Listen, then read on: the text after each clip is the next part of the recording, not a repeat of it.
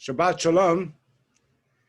This was not the Devar Torah that I had intended to give today. I had intended to give a nice little sweet Devar Torah about the Shemitah year, a nice little Devar Torah. And then yesterday I saw something that got me very angry.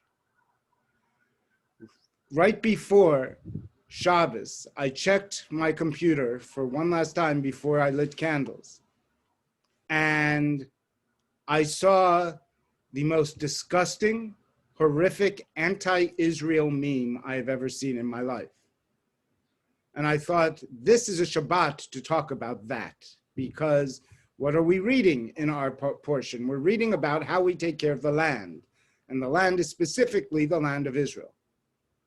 Now, before I start, I want to say this. There is absolutely, positively, without a doubt, such a thing as legitimate criticism of the land of Israel. Just like there is legitimate criticism of anything that is run by human beings. And if you say, in this particular case or in that particular case, I think Israel was mistaken, that's fine. But as soon as one starts denying the legitimacy of the existence of Israel, as soon as one starts comparing Israel to Nazism, as soon as one starts to list horrible, horrible things that in the minds of the poster Israel did, while ignoring the much more horrific travesties and tragedies going on in countries much, much worse than Israel could ever hope to be, if one makes it look like the Palestinians have absolutely no guilt in anything that has ever happened, and they're just innocents that are being preyed upon by this deep predator called Israel, then you have crossed the line not only into anti-Israel rhetoric, but into anti-Semitism. And the great poet Amir Gilboa wrote, "If I see a stone and I say it's a stone, they'll agree it's a stone. If I see a tree and I say it's a tree, they'll agree it's a tree. But if I see my blood and I say it's blood, they'll say it's color." The whole point of Israel is that Jewish blood is no longer just color.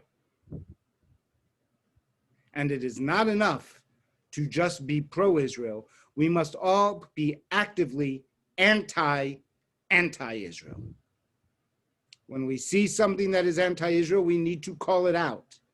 When we read an editorial in a newspaper that is anti-Israel, we need to write letters. We cannot say, never forget about that 6 million if we aren't willing to put our necks out for that 7 million. I have always been and will be until I die a proud and unapologetic Zionist. For yes, does Israel make mistakes? Name me a country on this planet that has never made a mistake, that has never done anything wrong. But if you put Israel on one side of the balance sheet and her enemies on the other side of the balance sheet, it's not even a comparison. So as we read about the land in this week's Torah portion, let us remember that as important as taking care of the land is, taking care of our brothers and sisters who live on the land are equally important.